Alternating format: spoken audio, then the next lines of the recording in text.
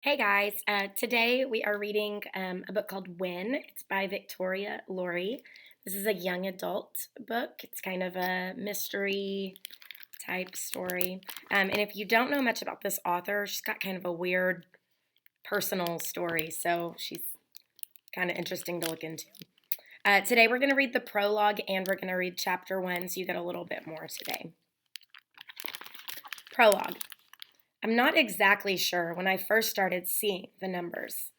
My earliest memories are filled with snatches of familiar and unfamiliar faces, each with a set of small black digits floating like shadows just above their foreheads. The clearest first memory I have of seeing them comes from a muggy summer morning when Dad was sitting across the table from me.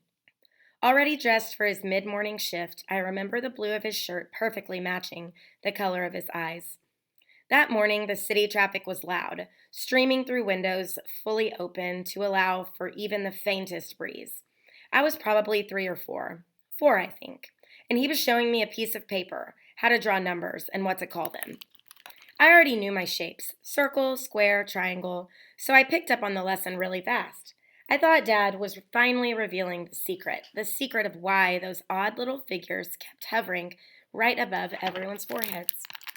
He taught me 1, 2, 3, and I was so excited, but the elusive number was 9. When we went through so many others to finally get to it, I had a name for it. I remember repeating it loud, the last piece of the puzzle in place, and I pointed to him triumphantly and shouted, 9232, circle, circle, 4. Then I laughed and laughed, and I remember thinking he'd be so proud of me for saying his numbers back to him. But when I'd settled down, I saw he had the most puzzled look on his face.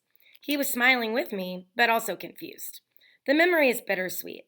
I can see his face so clearly in my mind, the blue of his eyes, the black of his hair, the crook to his nose, and those numbers permanently etched onto his forehead. Small black gravestones against a pale white landscape. It took us a couple years to figure out what they meant. Actually, it took 2 years, one day too many. Ma was the first one to put it together. I remember it was a Tuesday because in my first grade class, we had show and tell on Tuesdays. Jenny Beaumont, 10/14/2074, had brought her collection of Beanie Babies for us to pass around the circle and had fallen in love with a little chipmunk. I'd been holding it greedily when Miss Lucas, 2/12/2041, had to leave the circle to answer the classroom phone, and almost before she'd turned to stare back at me with wide eyes, I'd known something bad was happening at home. She rushed me into my coat and told me to go with my Uncle Donnie, 9/30/2062, who was waiting for me in the principal's office. I hurried down the hall to him, and the moment he saw me, he scooped me up in his arms and ran to his car. He'd driven so fast down the streets, and I could feel the whole car vibrating with fear. We came through the door of the apartment to find Ma, pale and trembling as she sat on the edge of the couch and dialed Dad's cell over and over and over. On the coffee table in front of her was a crayon sketch I'd made in kindergarten the year before of Ma, Dad, and me. I'd drawn in all of our numbers, and Ma had proudly tacked it on the fridge, where it had gotten buried under other artwork, coupons and love notes from Dad.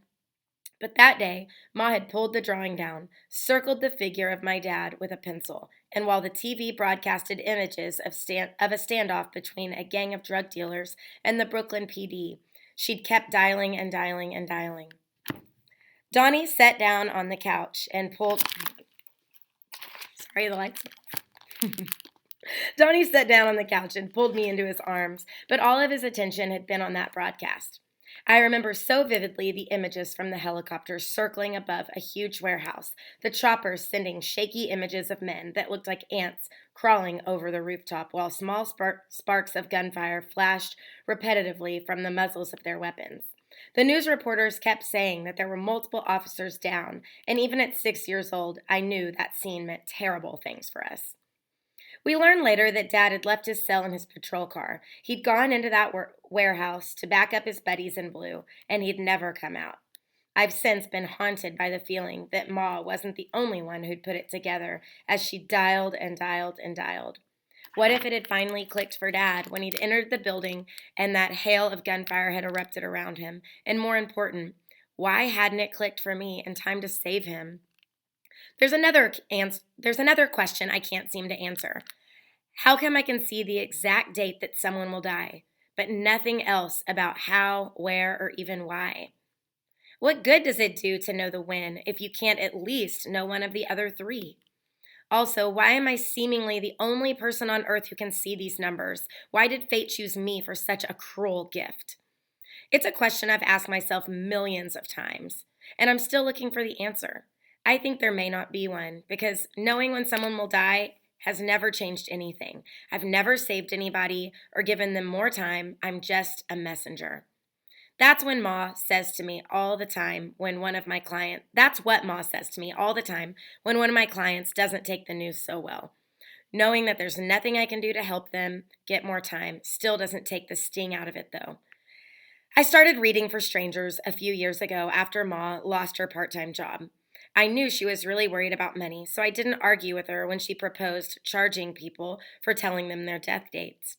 After a slow start, we now get about a dozen new customers a month. There's a little room at the back of the house where Ma likes to seat them. The room is dim and gloomy. I never go in there unless I have a client. When I do a reading, I have to focus on the forehead of the subject in question, and the numbers themselves are always the same, kind of small, less than half an inch in size. They're black and thin, but perfectly etched, like you'd see printed in an obituary.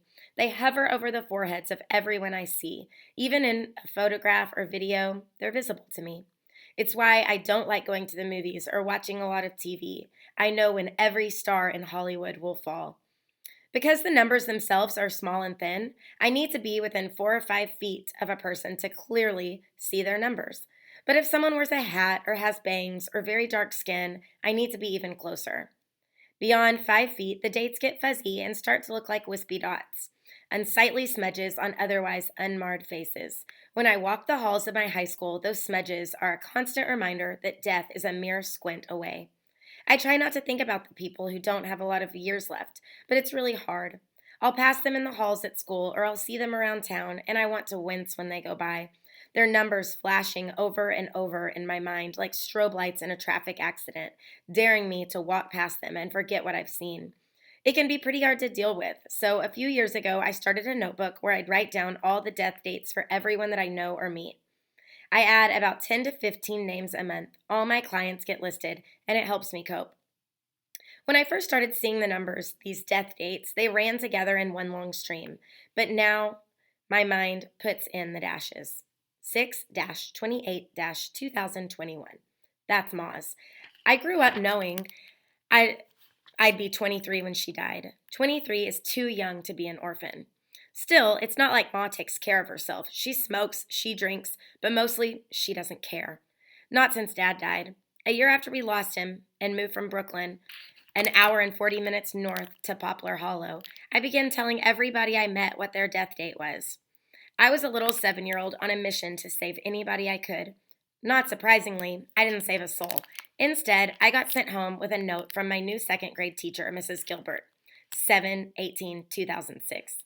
She had cancer and died the following summer, but she didn't care to know that was coming, and a few of the kids' parents had complained. After that, Ma told me never to tell anybody their numbers unless she said that it was okay. My number, Mrs. Duncan, her number's coming up real soon, 2/28/2015. She doesn't know it yet either, but I'm tempted to tell her. She's a sweet old lady who likes to redecorate her house every month just for something to do and for someone to talk to. I think she'd like to know that her time is almost up. I wouldn't even charge her, which might not make Ma happy if she found out. But business has been pretty good lately, and Ma says she's thinking of upping the price for a reading from $50 to $75. With Ma and me on our own, with only the money from my dad's wrongful death settlement to pay the bills, most of what I bring in goes to pay extras like repairs to the house or food or booze for Ma. She's been drinking a lot lately, which is why I'm hoping that business slows down, but that's not likely. There are plenty of people out there who are curious or desperate, or they simply want to prepare. Lots of my clients come to me with a list and stack of photos. They'll ask about everyone in their family, except for themselves. Others ask only about themselves. Most people want to know if they can change the date, if they can get more time. I tell them, I don't know. And that's what kills me. It'd be easier if I knew that the dates could be changed, that that they're set in stone as solid as the gravestones they'll be printed on. If I knew for sure that a death date couldn't be changed, I think I'd feel less guilty about my dad. Then I look at my mom and I see her leaving me in only 6 years, and a weight settles onto my chest that makes it hard to breathe. So, here we go. So I wait and hope for a day when a client sits down in front of me and I tell them their date, and then a miracle happens. I see that the date changes.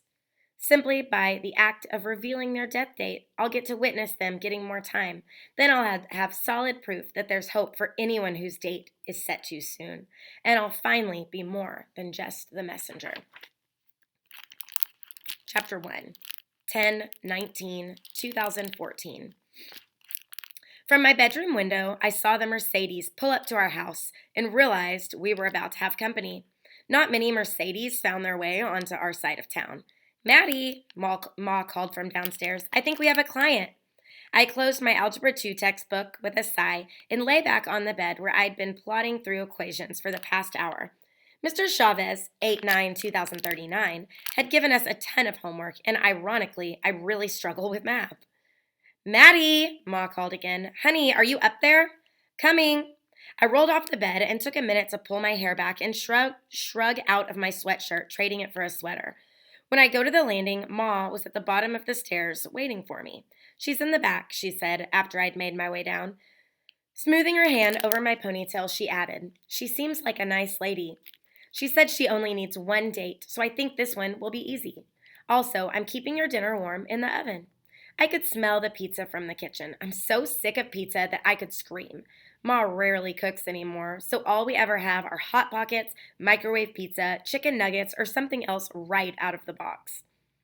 "I have to go to the store for some milk," Ma said as I made my way toward the back of the house, "but I'll wait until you're through." Ma never left me in the house with a client, which was good, but I knew she was itching to go to the store. Milk was Ma's code for vodka. Ma's drinking had stopped burning a hole in my stomach a couple of years ago when I realized I was powerless to stop her. Deep down, it really still bothered me, but I tried not to let it show. When I walked into the back room, the first thing I noticed about the client was that she was really pretty, regal even, dressed in a chocolate suede suit and cream silk blouse. A thick, luxurious fur coat was draped over the back of her chair. I knew right away that she was from Parkwick. They've got big bucks in Parkwick. I moved to the chair opposite her and sat down. "Hello, Maddie," she said with a warm smile. Hi," I replied. I pulled on my sweater. I felt a little self-conscious in her elegant presence. "How are you this evening?" I blinked. No one ever bothered to ask me how I am. Fine." The lady smiled again. "I'm Patricia Tybalt," she said, offering me her hand. I shook it, surprised by her easy, relaxed manner. "I'm sorry to call on you during your dinner hour," Mrs. Tybalt continued, "but it was the only time that I could get away from the hospital, and I barely managed to work up the courage to see you tonight." I focused on her for a second. 7/21/2068. That made me relax. If she asked about herself, she'd probably like an answer. "It's okay," I told her, referring to the dinner hour. "We're only having pizza. Again." Miss Tybalt sat back and beamed her pretty smile at me. "I used to love pizza when I was your age. You must be 15 or 16, right?" "I'm 16, I told her. She continued to study me curiously. I noticed she had a whopper of a diamond on her left ring finger. I wondered if it was heavy. "You're still so young to have such a gift and to be able to share it with people." I smirked. "Yeah, I'm a regular Santa Claus." Mrs. Tybalt's eyebrows shot up, and I opened my mouth to apologize. It came out a little snarky, but she laughed and winked at me. It was like we'd shared a secret. "Well, I don't want to keep you too long," she said next. "Your mother tells me that you need a picture to look at." I nodded, and she took it out of her wallet. It was tan leather and looked soft as butter. Mrs. Tybalt opened it and flipped to a row of pictures. She had 3 kids. After a slight hesitation, she tapped the top picture and said, "This is my Cece. Please tell me how long she has." I squinted at the photo. The little girl in the picture was maybe 5 or 6, and she was bald. Her face was all puffy, and she wore a band with a little pink bow on her head, and she had the hugest smile. The numbers floated up right below her headband. June 17th, 20, "89," I said. For a moment, Mrs. Tybalt didn't move or speak, but her eyes filled with tears. I was used to people getting emotional. I usually ignored it. But I liked this lady, and I could feel a small lump forming in my own throat. I moved a box of Kleenex toward her that Ma had set on the table. She took a tissue and dabbed at her eyes. "My baby will really live that long?" she asked me in a choked whisper. I nodded. "Yes, ma'am. Her death day isn't until June 17th, 2089. Mrs. Tybalt swallowed hard and wiped demurely at her cheeks. "Thank you, Maddie," she said. "You've helped me more than you could possibly know. Her doctor wants her to participate in this experimental drug trial, but the side effects are awful, and I don't want my little girl to go through this if there's no hope." Mrs. Tybalt paused to stare down at the photo, smoothing her finger over the image of her daughter. It was a moment before she could speak again. "As a parent, you never want your children to suffer, even though you can't bear the thought of life without them. If there wasn't a chance my baby would survive longer than the next 6 months, I was going to say no to the drug trial. You've given me hope, and I can't thank you enough." I smiled at her, but suddenly felt shy, and I dropped my eyes to the table. My gaze landed on the billfold just as Mrs. Tybalt was closing it up. That's when I saw something that made my breath catch. I reached out to put a hand on her arm. "Wait," I said, squinting at the pictures. There were 2 other kids there. One was a boy, a bit older than me, maybe 18 or 19, with black hair, bright green eyes, and really good looking. The other was a kid a little younger than me, maybe 13 or 14, with lighter hair, but the same eyes and the same beautiful face. The older kid's numbers were similar to his sister's, 11, 19, 20, 75, but the middle son was a completely different story. "Is he sick too?" I asked, pointing to the picture. Mrs. Tybalt looked quizzically at me and swiveled the billfold around. "Tavon?" she asked. "No, honey, he's perfectly well." My heart started to pound. I'd never seen numbers that soon on someone so young and healthy before. For a minute, I didn't know what to do. She hadn't asked me about her youngest son, but how could I not tell her when the kid's death date was so close? I decided to tell her. Maybe this time things would change. Pointing to the picture again, I said, "Miss Tybalt, his death day isn't like your other kids. It's much sooner." Mrs. Tybalt's eyes widened. She kept her tone level. "Oh, how much sooner?" "It's next week." She gasped and then shook her head. "No," she said to me. "No, that's not possible. Tavon is 5 and he's perfectly healthy." I'm sorry, Tavon is fine and he's perfectly healthy. I stared at the picture to make sure, biting my lip. I looked up at her again. "I'm not wrong." She paled and leaned in. "How?" And there it was, the question that I can't answer. I shook my head, feeling the weight of my dad's death date settle onto my shoulders. At the same time, Mrs. Tybalt's eyes narrowed. I glanced at Tavon's picture. His numbers remained stubbornly fixed. I knew I had to try to convince her. I don't know how. An accident, maybe? I'm not sure. But something bad is going to happen to him. If you don't do something, he'll die next week. It was my uncertainty and the vagueness of my answer she keyed in on. She misread me for a liar. I saw it on her expression as she began to shake her head. Her gaze fell away from me, and she closed her wallet. Desperate to have her believe me, I said, I can tell you the date." "Stop," she commanded, cutting me off with her mouth pressed into a thin line. She stood, picked up her designer purse, and pushed her billfold into it. "You and your mom must think that you're pretty clever," she said, staring at me like she expected a full confession. When I didn't say anything, she added, "Oh, I knew this was a hoax." I felt my stomach burn. "It's no hoax." "Really? Weren't you about to tell me that my son has come under some sort of deadly curse? For an additional fee, you'd be happy to remove it?" I stared at her. "That's not it at all." She glared back at me with contempt. Then I watched her eyes drift up to a spot right above my shoulder. Maud put a sign there with big bold letters, "Absolutely no refunds." Mrs. Tybalt made a dismissive puffing sound. "Enjoy your pizza, Maddie." Then she yanked her coat off the chair, causing it to fall over. She didn't pick it up. Instead, she stalked out of the room without a backward glance. I stood there for a good 10 minutes, staring at the tabletop. It felt like I'd been punched in the stomach. Finally, Ma poked in her head. "Your dinner's on the table." Then she looked at the overturned chair. "She didn't take it so well, huh?" I shook my head. "Oh, sweetie," Ma said, coming over to squeeze my shoulder, "you have to remember that you're just the messenger. You're not responsible for the date or the way that your clients take the news. And how that woman reacted in here is only her first reaction. Give her some time to get over her shock, and she'll come to terms with it." I swallowed hard. I didn't want to tell Ma what happened because it might lead to an argument. So I simply muttered, "I know, Ma," and followed her out of the room to dinner. But I did a little more than pick at my pizza. After dinner, I headed out to meet Stubby, my best friend. Stubby's real name is Arnold Schroeder, 8/16/2094, but he's gone by the nickname since he was little, given by some buddies on the playground in elementary school for as long as I can remember. It's not flattering, but he says it's better than Arnold. Stubbs and I have been hanging out together ever since third grade, when, after Mrs. Gilbert died, none of the other kids wanted anything to do with me. Back then, Stubby was chubby. He was 8 years old with bright white blonde hair and a permanent goofy smile. He wore a red cape to school and told everybody that he wanted to grow up to be Superman. He never lost the chubbiness, but the cape is long retired. Socially, he's super awkward, but inside that pudgy chest beats the heart of a superhero for sure. He texted earlier for me to meet him at the dinner table he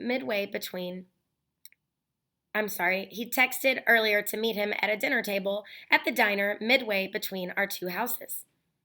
Stubbs and I live about a half-mile apart in a suburb filled with majestic poplar, maple, and oak trees. They line the streets, so some days you can barely see them in the sun. As I rode my bike toward the diner, the wind picked up, sending the leaves above me clapping. It sounded like riding under a canopy of applause. Orange, yellow, and red leaves rained onto my hair and shoulders as I pedaled. They coated the street and caught in my spokes, where they clapped some more.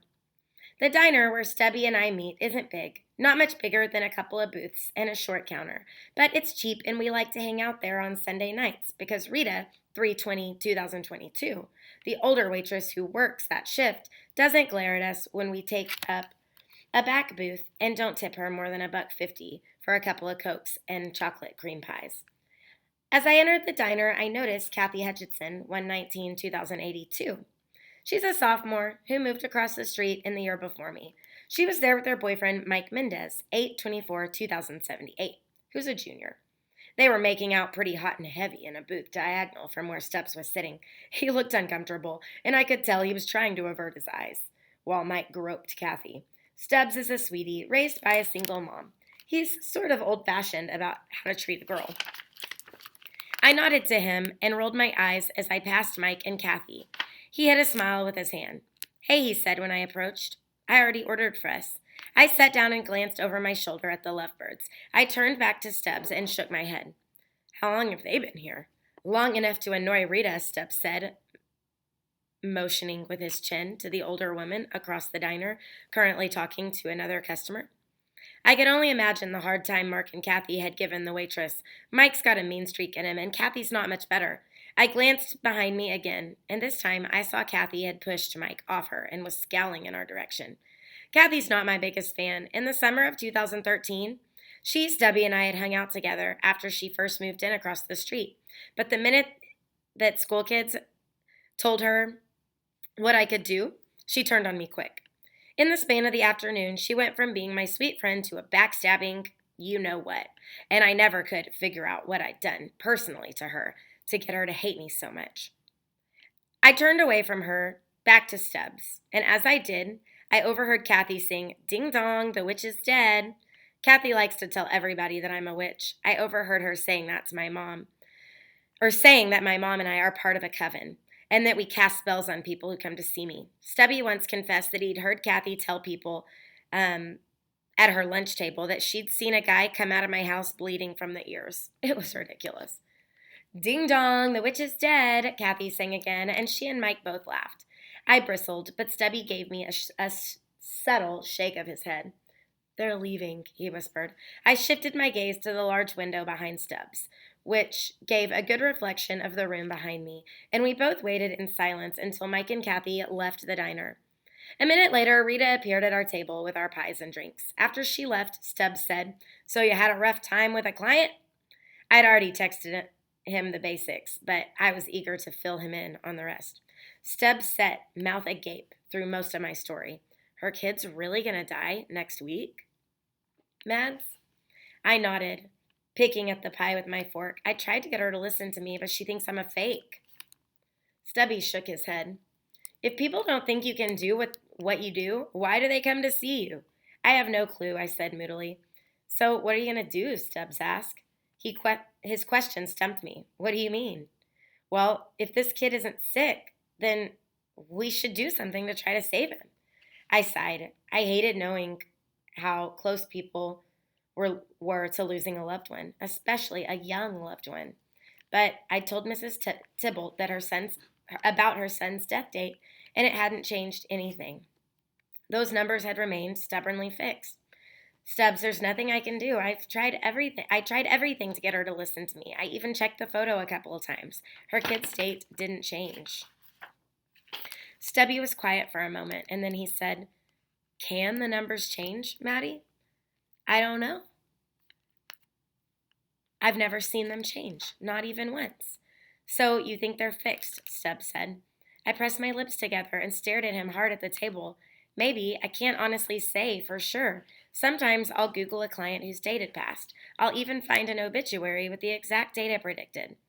Warning people has never brought them more time. Stubby sighed and rolled his backpack back and forth under the table like he always did when he was deep in thought. I knew he was trying to think up a solution. He was one of the best problem solvers I'd ever met.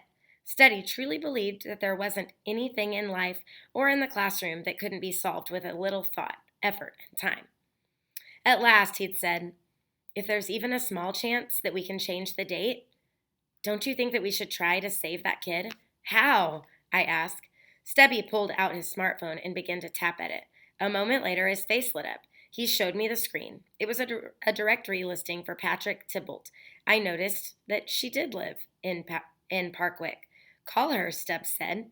And when I hesitated, he added, You gotta try, Mad. It's her kids. Before I could even agree, Stubby had gone back to tapping at the screen, and then he was shoving the phone at me, urging me to take it. Then he dialed the Tybalt's number. And then I heard her voice echoing through the phone. Hello?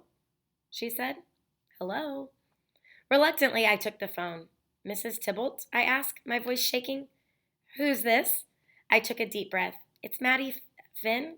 When she didn't respond, I added, You came to see me today? I know who you are, she said, her voice like ice. I looked at Stubby as if to beg him to let me hang up, but he nodded and waved his hand to encourage me. Listen, I said, I want you to know that I'm not fake. Your son, Stop, she hissed, cutting me off. Just stop it. If you call here again, I will notify the police. Leave me and my son alone. Do you hear me? Do you? Her rising anger tumbled out of the phone. And by the way that Stubbs was now looking at me, I knew that he'd heard what she'd said. Beginning to panic, I tapped end, and the call cut off. By mentioning the police, Mrs. Tybalt had awakened my greatest fear. 3 years ago, Ma was arrested for her second DUI. I'd been 13 at the time, and I freaked out when Ma didn't come home, and I couldn't get a hold of Uncle Donnie, and I called 911, and before I knew it, Child Protective Services was on our front porch. If it hadn't been for Uncle Donnie, Ma would have ended up in jail, and I would have ended up in foster care. Since then, Ma's been super anxious about anybody getting too curious about what's gone on at our house. She doesn't go outside if she can avoid it, and she never waves to the neighbors. Ma won't even answer the door for sweet Mrs. Duncan, who used to bring over cookies and baked goods all the time. Stubbs eyed me with such sympathy that it was hard not to look away. He knew exactly what I was thinking. At last he reached out and nudged my arm. Hey, he said, you did what you could, Mads. And you know what? Maybe Miss Tybalt will think about what you said. And just to be on the safe side, next week she'll keep her kid home from school. Or take him to the doctor or get him checked out, and his date could change. Do you think? I asked hopefully. Stubby nodded. It's what my mom would do. I felt the tension in my shoulders ease a bit. Even though I doubted Mrs. Tybalt could prevent Tavon's death, still I clung to the small ray of hope that Stubbs had given me.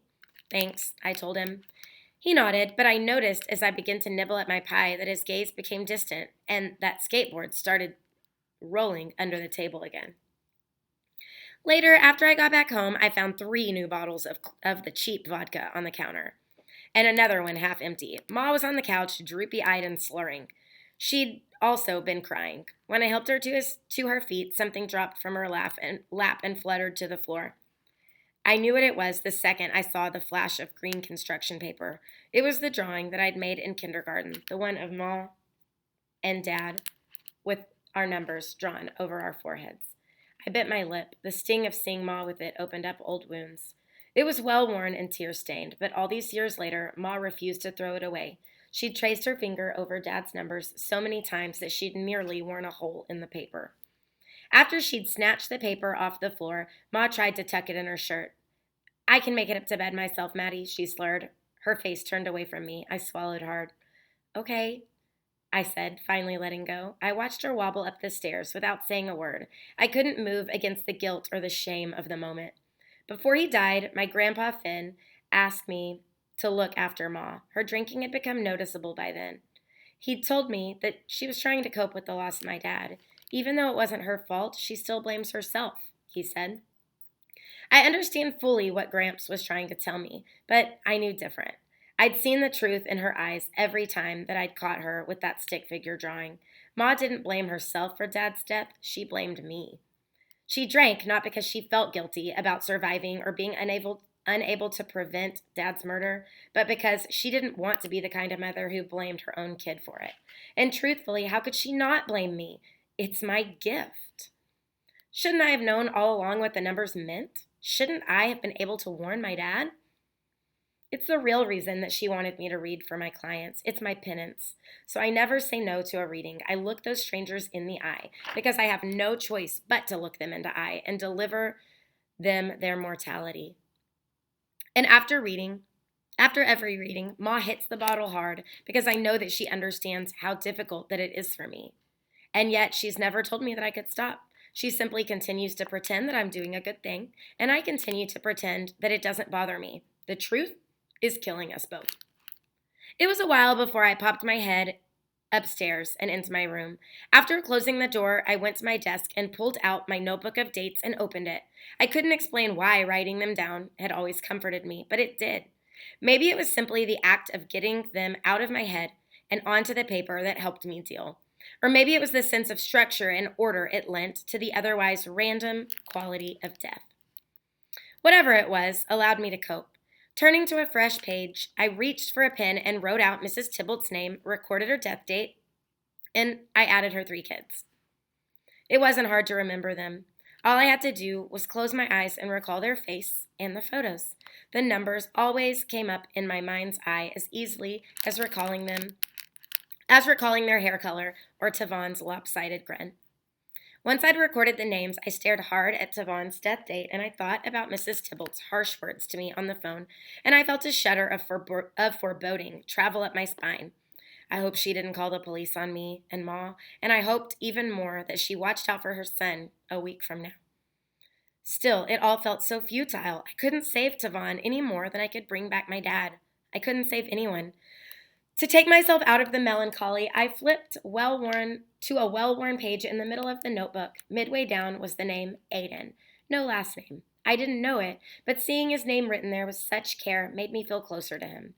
Aiden was a boy I'd first glimpsed my freshman year as I was sitting in the stands at a football game. There had been no good seats on our team's side, so Stubby and I had gone over to the rival team's bleachers and found a good spot in the front row. Aiden had walked right past me on his way to the concession stand, and I'd felt all the breath leave my body. I couldn't believe someone so beautiful had been near enough to touch. I never spoke to him, and I'd only seen him a handful of times each year when his high school played mine. But each time I felt inexplicably drawn towards him, as if I knew him, as if I'd always known him.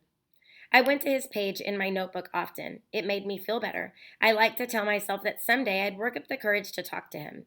Maybe this year, I whispered.